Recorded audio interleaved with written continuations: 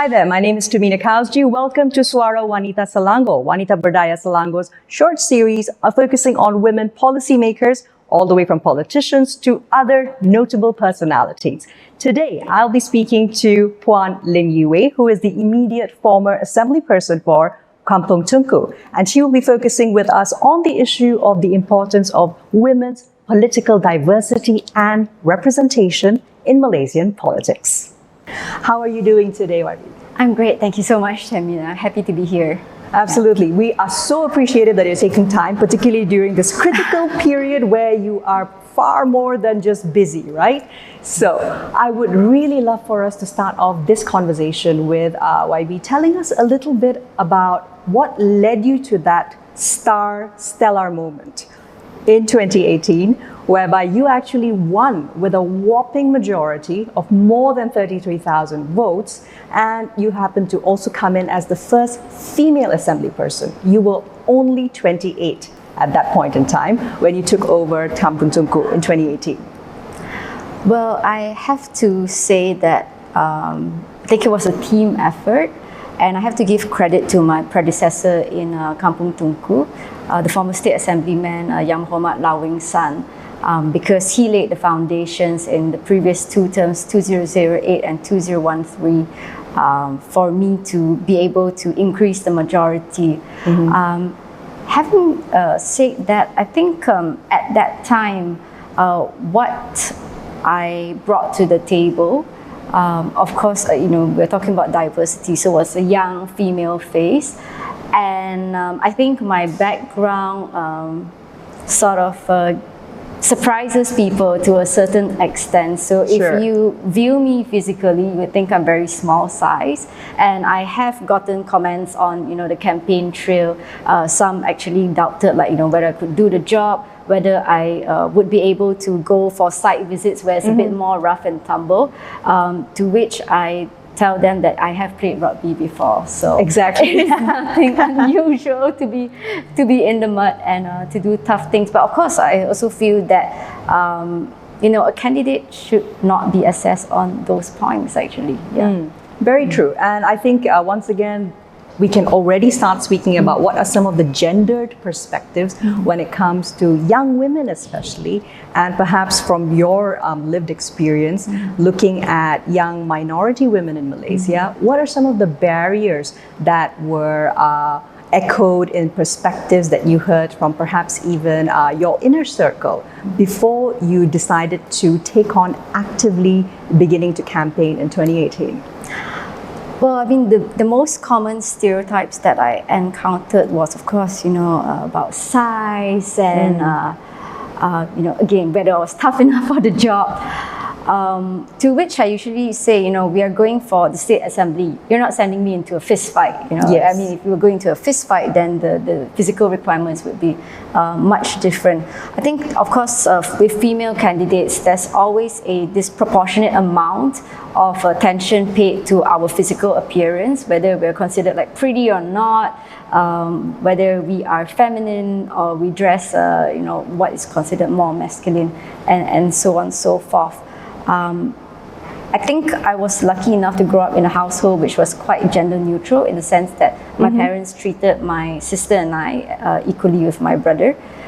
So I was lucky enough to have that confidence when comments, about, let's say, my physical appearance, or whether women can do the job in politics, carrying the brunt or the primary role of housekeeping or parenting. I was lucky enough to have that confidence to be able to counter that and say, look, I'm here with a mission. Let's actually get to business. But I'm also very conscious that having that background is a privilege. And Sure. so when we talk about other new female minority candidates, or even those who start in politics and want to sort of go to the front line, there is a very real barrier for them. And Exactly. I think it also comments like that, they also chip into the confidence level of such aspiring young women. Yeah. Very true. And I just want to pick up on something that you had mentioned over there about being in the limelight per se when it comes to politics. And of course, there's nothing more than being the one who's actually standing for office. So let's talk a little bit about your transition and how you were able to move from being, of course, a political secretary first for Tony Phua in his capacity as a member of parliament, to then moving along to being appointed as a councillor for Petaling Jaya City Council. Now, usually what happens to many women who work in lower levels of policy making is that is the ultimate height which their career reaches. How were you able to make that shift into actually running for office yourself? Were there any specific individuals perhaps who played a role in not just championing you but being genuine allies for your cause? Well, I would say that Saudara Tony Phua is a genuine ally, and it's a testament to his, his openness and also like willpower in championing more young female representation within the party. His mentees include YB Tioni Ching, who is our Communications and Digital Minister, YB Henayo, who is our Youth and Sports Minister, YB Yobiyin, who used to be our Minister for Environment, Science, Technology, Energy and Climate Change, and then we're, I guess, the second generation. Yeah, and I think just that long laundry list almost of some of our most stellar female leaders, it actually speaks loudly towards the importance of male allyship that is genuine. Yeah. So as you were saying, now what actually plays that role in shifting you from a little bit more of a behind the scenes role into being the one standing for office? I think one thing that Saudara Tony and also the DAP gave me was the space to carve out my own niche. So while I was working with Tony, I was exposed to a lot happening on the national level because he was constantly meeting other Pakatan Harapan national leaders such as YB Muhammad Sabu, and those from Keadilan. And as a councillor, I got to see things happening on the ground, what's really important to people, like rubbish collection, are the potholes fixed, and so on and so forth. The nitty-gritty of day-to-day life. But in between also, as a councillor, I realized that I had space to carve out a niche for my own. And so I mean, it wasn't intentional, but more of to create a conversation at that time, especially because we were nearing the 14th general elections in 2018. So part of my councillor work, other than solving the nitty-gritty of daily life, I made it a point to actually organize forums. We had a series of forums on, the big pictures like, can the millennials save Malaysia? Can the middle class save Malaysia? But somehow there was an appetite at that time for such conversations because people were trying to find, what is my niche in nation building? And we opened up that space for them. And from those forums, I started writing articles, like, of our observations of what people said. And that actually grew my profile. So I think that helped me transition from being, Tony's assistant to someone who actually had a voice in public. And from that lived experience, I always advise young aspiring politicians who want to move into a more front-facing role, or even interns who come to intern at our office, is to identify maybe 3 areas you're interested in championing, whether it's environment, sustainability, you're interested in disability rights, so on and so forth. But in the course of being a political worker or assisting an MP or ADUN, focus, start identifying those areas and network with people in the field, talk to experts, and slowly build your credibility. So if there's one day where you feel like I want to make that jump into the front-facing role, or whether the party gives you the responsibility, then you know what you want to talk about. Because it's easy to do service and to give out sumbangan and so on and so forth. But when you're in the front-facing role, you want to be able to drive policy, and have to have that mindset in place before getting into that role and saying, you want to do policy work. Because otherwise, if you don't know what you're passionate about and you follow the trends, then you just end up being very populist. And sometimes we might not even think about the rationale about why certain policies are in place. Yeah. And perhaps you also lose that opportunity to really deeply study and perhaps work towards transformative change. YB, I'd like to also talk now a little bit about what do you think, besides participating in public forums, of which we've seen quite a few that are scheduled to happen in Selangor over the next 2 weeks, what are some other avenues for young women in particular who want to be more politically active, moving towards a goal of becoming political representatives? I would say that my best advice is to intern with your local rep. Like Jahit Manik? Yeah. Okay, all right. Okay, so tell us more about it. Yeah, they produce traditional Babanonia beaded shoes. And what's interesting is that they reach out to women in B40 communities and also refugee communities. They start out with offering workshops, teaching the women how to embroider the shoes. And once, depending on their proficiency level and how fast they acquire the skills, once the women are a little bit more steady in their embroidery, then they start to get patterns, and they get an allowance based on how many patterns they embroider. So we started collaborating with them in February. And out of 30 targeted women, we have about 6 who are still doing the patterns. And what was really cool was that Maniknya is quite into sustainable fashion. So they recently were 1 out of 13 finalists at this Malaysian Fashion Creativity Award.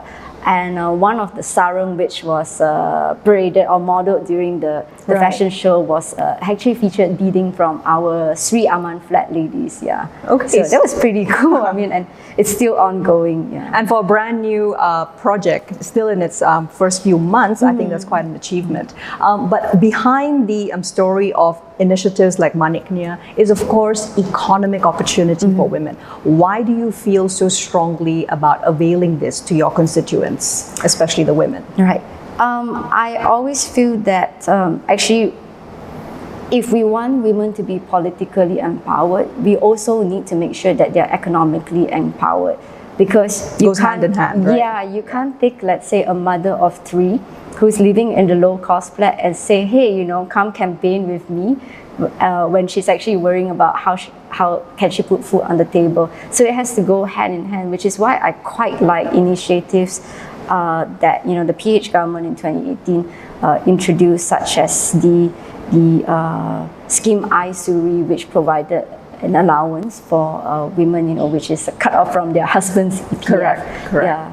It's a start, right? Yeah, and I think we have to sort of hard code these gender mainstreamed approaches, particularly to financial independence. Yes. Moving along from there, YB, let's talk a little bit about your perspectives and what you have learned serving also the aging and elderly community in Kampung Tunku. We've also officially reached aging nation status as a country as of 2022, meaning more than 7% of the population is above 65.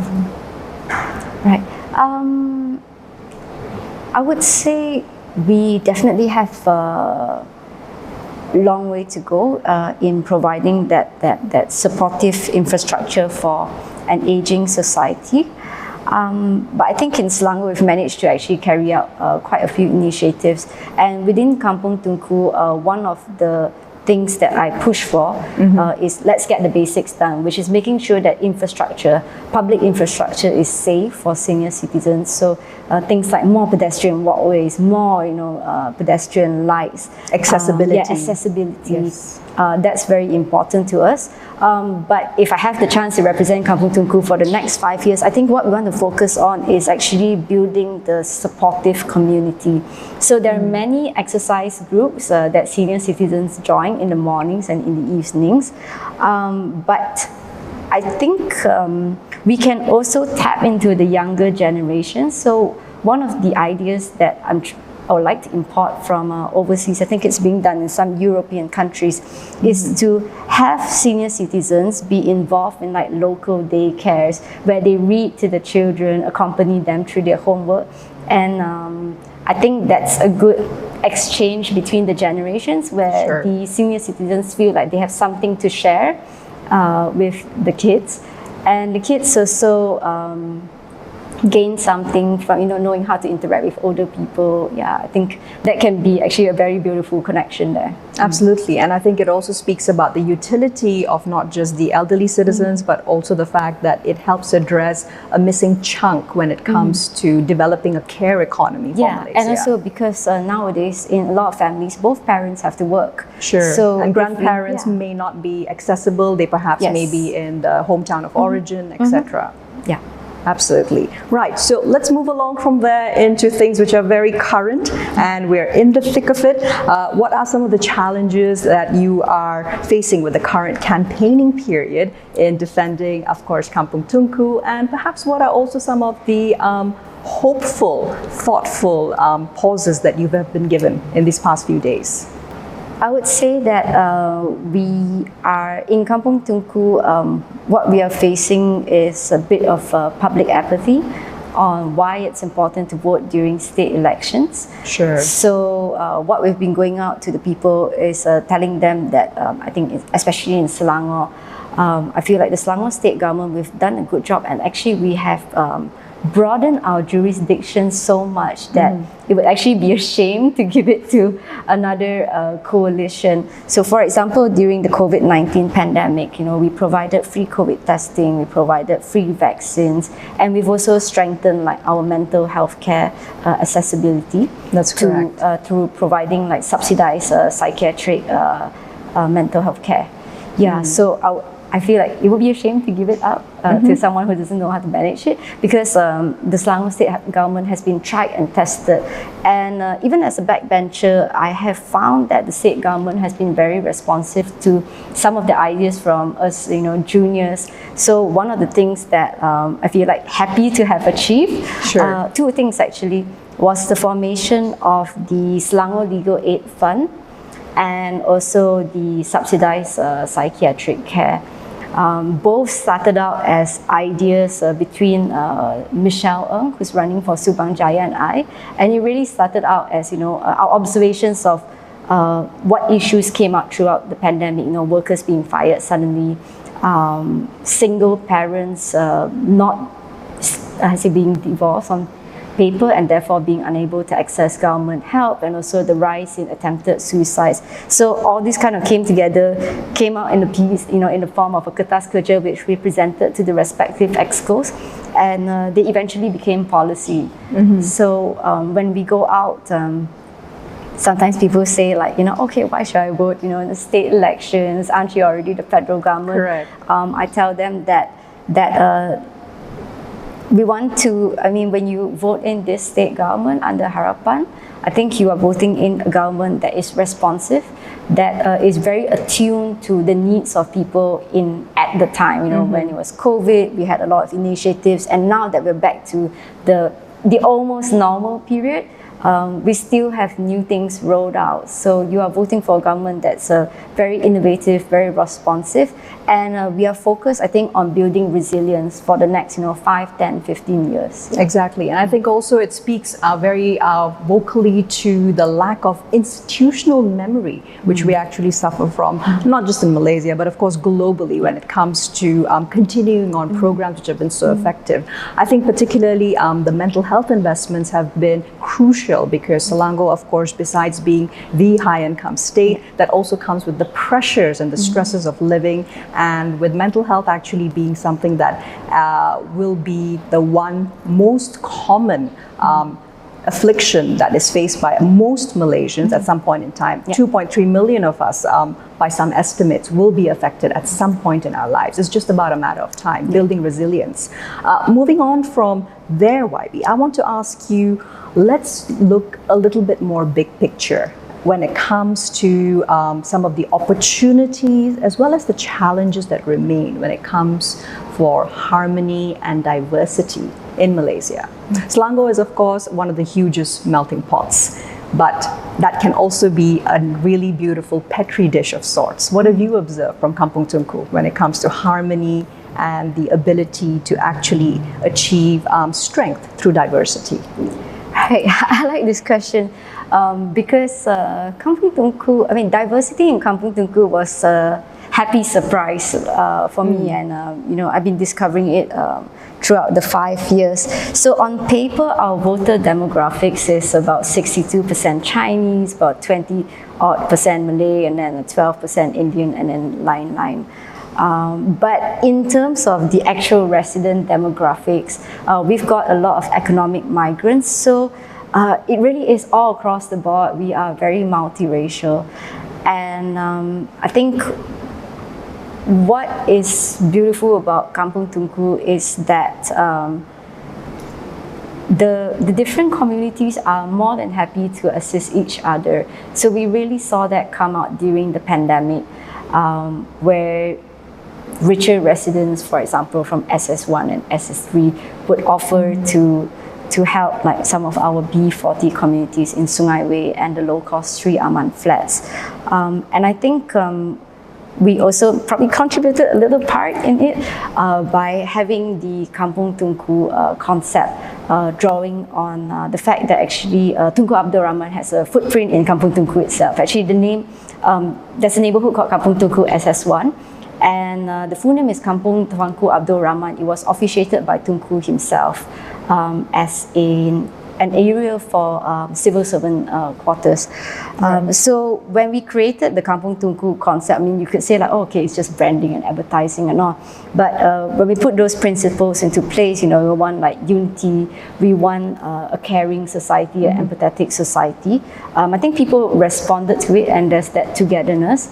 And so looking at the big picture, Selangor and all, I think we could really benefit from those building bridges between communities, whether it's on a dun level or the state. And another thing is, I think, exchange of culture. And I don't mean that in the superficial level where we do open houses and, we trot out like different performers in different costumes. Sure. But I think more intercultural and interfaith discussions need to take place, and maybe sometimes they need to be also done privately, because I mean, I have seen like when there are interfaith discussions and then they go out for a press conference later, everyone says like, oh, our religion teaches us how to appreciate good things and be good people, but it's very surface level. I think the state government can also take that initiative in that sense by having all this, spearheading all these small discussions, so that we actually get to tackle, the real roots of division within society in a deeper manner. Yeah, I very much hear you on the importance of having such engagements ongoing, calendar year round, and not just when, for example, something unusual or something which is perhaps a negative phenomenon occurs, right? Particularly as what we see sometimes happening during election-related campaigning cycles. So moving from there, one final area I'd love for you to leave your thoughts with us on, YB, is when it comes to youth and in particular female representation, why is it ever more critical than now to actually have it, especially at the state level, so that the voices are heard and youth are involved, not just in the voting process, but also eventually taking up more seats from the available ones at the state level? Well, I would say because it keeps things fresh. I mean, that's the short answer. Also, I think experience gained at the state level is actually very valuable for those who want to go to the federal level. Now that we have Undi 18 in place, I think it's even more important for like political parties to give space to their young people, because representation matters. Representation matters, and I think the renewal of ideas matters. And I think after, we came out of post-Sheraton and then we came out of the pandemic, I think there's a greater need for us to actually expand our talent base and to also be very, I would say, be meaningful, not be surface level when we talk about diversity or when we talk about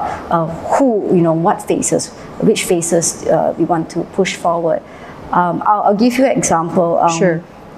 There was this senior leader from another political party who asked me, Yue, how does DAP do it? How does DAP feel more women and more young people? Correct. And I say to that leader, look, there's so much space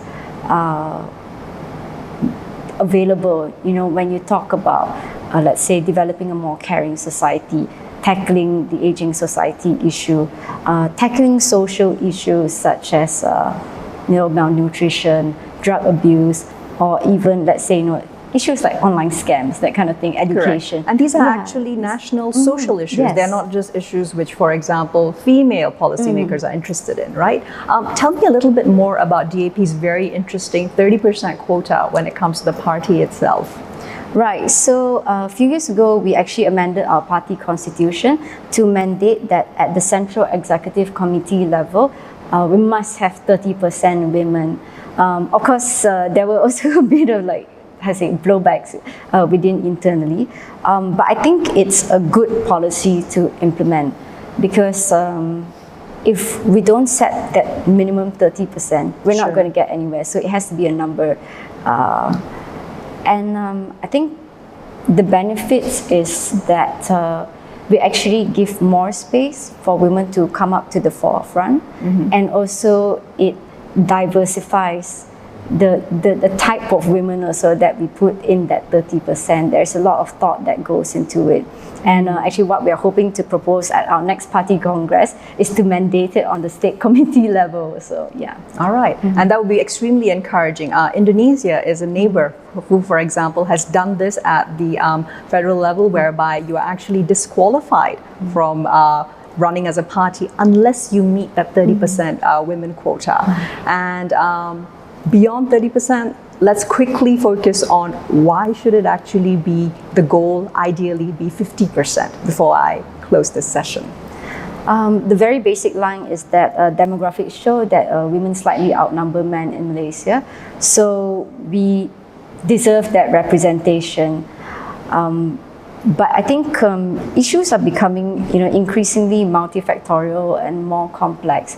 And again, coming out of Sheraton, coming out of the pandemic, I think there's a need for a new way of thinking that takes into account wider society, and that also involves, looking at all the minority groups that are there to make sure they're represented at the table. So, just now I spoke about the 30% in the DAP-CEC, sort of pushing us to also evaluate among that 30% of women, are they all going to be, for example, let's say a bit older, or all Chinese or all Malay or something like that.